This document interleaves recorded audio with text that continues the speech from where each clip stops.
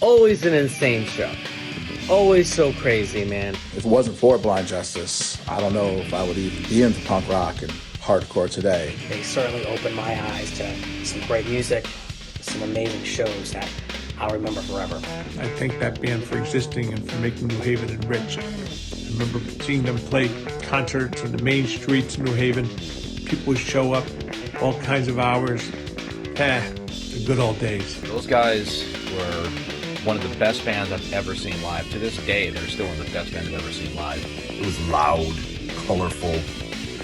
The singer had more energy and more charisma and just the most unique delivery that I think I had ever seen at that point.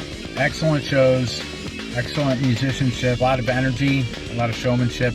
Just so innovative, especially at that time period in New Haven, Connecticut. Chris Keys was always putting on such a charismatic show, but I remember seeing them that night for the first time and hearing State of Mind and Tribe and just being totally blown away.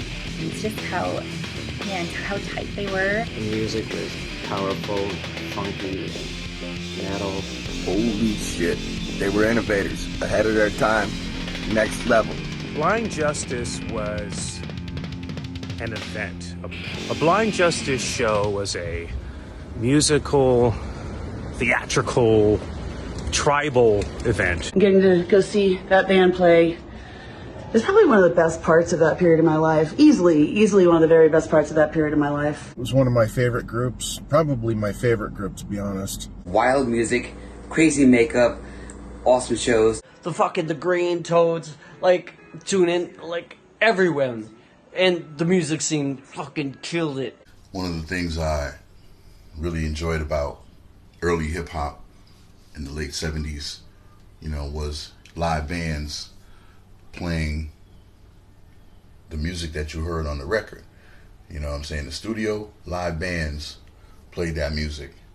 My man Doug Wimbush, Wood, Brass, and Steel, etc., etc. So I always emulated that, being a student of the game and also being a historian and also being an artist. I always emulated that. You know what I mean?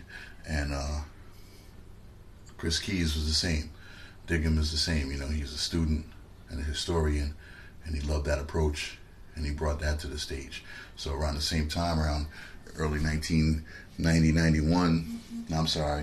88, we were both trying to get it going, but 91 is when it really started. It totally converted me. I was just like, holy fuck. This makes my whole life stupid. I was just like, wow, this is amazing. One of the best drummers to this day I ever heard, funky as fuck. Just everything that you would expect about Blind Justice, it was all there. It was one of the first local bands that really connected with me. And now looking back as a lifelong musician, a person who's run a record label for 14 years and continues to live off of music, Blind Justice was a huge part of my artistic upbringing. It was one of the first bands that made me feel deeply, because Chris's lyrics were so naked, open, vulnerable in a way that wasn't really that popular at the time. It wasn't that cool in the hardcore scene or whatever that was. Well, I remember, shedding tears listening to Blind Justice and memorizing that album front to back.